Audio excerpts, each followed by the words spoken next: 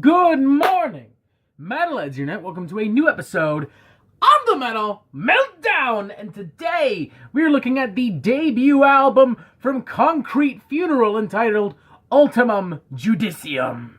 First off, I have to thank the Metal Reactor on YouTube for sending this my way. He personally sent it to me on the Metal Meltdown's Facebook page. And pretty much ever since then, the both of us have not been able to put this record down. In fact, just today, as I'm recording this, the Metal Reactor has posted his own review of this album. Despite that, though, I initially had no intention of reviewing this album because there were other albums that I felt were somewhat more important to talk about. I even went as far as to record a couple of reviews, one of which was supposed to go up this Friday. Instead, it's going to be this album, and the reason for that being is that I can't stop thinking about this fucking album. It's a lot like when Mana by Idle Hands was sent my way. I just couldn't stop thinking about that album, just couldn't stop playing that album, and I just had to fucking say something about it. And that's the same case here. I just gotta fucking say something about this.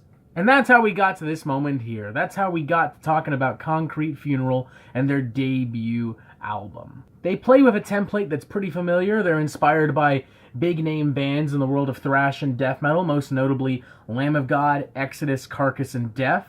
I don't personally hear a lot of Carcass and Death influence myself, but I definitely hear the Lamb of God, definitely hear the Exodus. If I could throw in my own 2 cents as well, I'd even say that there's some notable Sepultura influence, maybe even a little bit of Creator. Definitely leaning heavy on that Lamb of God and Exodus influence, though, to the point where, to paraphrase the Metal Reactor, it feels like the modern equivalent to New American Gospel, or, as he so eloquently put it, the New Canadian Gospel. And I think I speak for myself and the Metal Reactor when I say that, boys, Concrete Jungle, if you're listening to this, next album, call it New Canadian Gospel. If you don't, be warned, I'm taking that name. I don't know what for, but I will take it.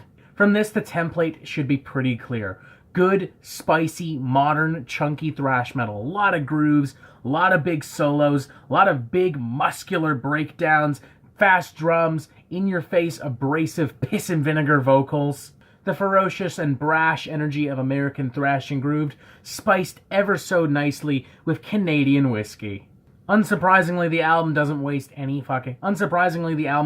waste any fucking time. There is an intro number, but it leads directly into the following track, Speak of the Devil, an abrasive, death metal-tinged groove monster with in-your-face drumming and spitfire vocals. This is actually a track where I do probably hear some Carcass influence in the song's latter half as the pace picks up and we start to hear some more aggressive rhythm guitars and drumming. And from there, the album just drives on through. There are no interludes, there are no breaks in the sound, there are no soft numbers, there are no slower mid-pace numbers. It is high-octane thrash and groove metal. Take for instance a track like Holocomb, which has this incredibly aggressive and hellish energy that reminds me of more modern Creator, but a touch more minimalistic. Or tracks like Code Atom and Carnival of Contradictions, both of which throw winding, grinding assaults of big, groovy riffs directly at you. It's like the sonic equivalent to being hit by a fucking car, man. It just comes at you with such force. And then there's, of course, my favorite track, Drown, which hands down has one of the most satisfying and invigorating breakdowns I've heard in recent memory.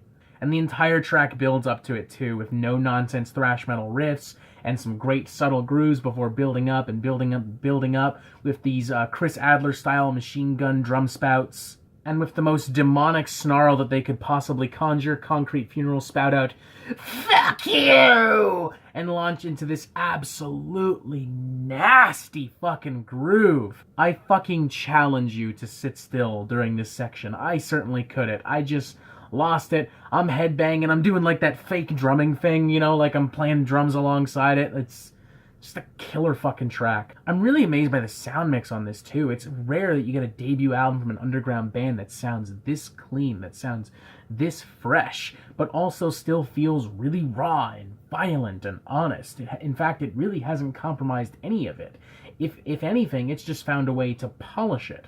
Clearly, Concrete Funeral isn't just influenced by Lamb of God here. Clearly, they've been taking notes on how Lamb of God have produced their records over the years, and bravo. If you're going to take from any band, at least in the mixing department, it definitely has to be Lamb of God. They consistently create some of the best sounding metal records of all time.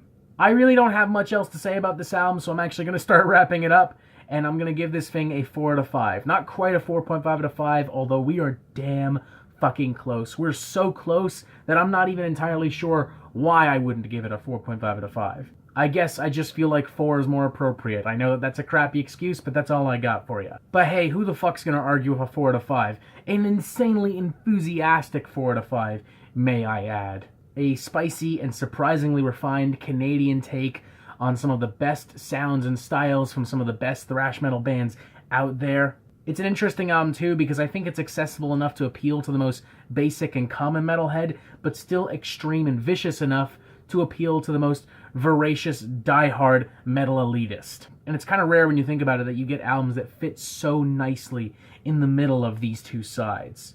Expanding on that former point, I would even say that if you know someone who wants to get into heavy metal but isn't really sure where to start, this wouldn't be a bad album. I mean, it's got all of the things that I think a lot of us love about most styles of heavy metal. Again, except it's a little spicier, a little bit more refined. Surprisingly, it introduces you to the underground world of metal as well, and not just the big guns, and it also opens the door to those big guns because the band so blatantly announces their influences. I highly recommend this thing, and I'm very excited to see the band continue to expand from here, sharpen their songwriting, and maybe even go into weirder territory.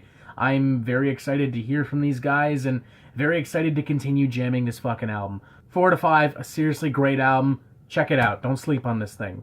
And that is it for the Metal Meltdown. I'm not an expert, nor do I claim to be, so what do you think? Do you like this record? Do you not like this record? And what do you want to hear from me next? And thank you for watching. Make sure you press subscribe so you get updates on the Metal Meltdown fucking immediately. And you have yourself a fantastic fucking day.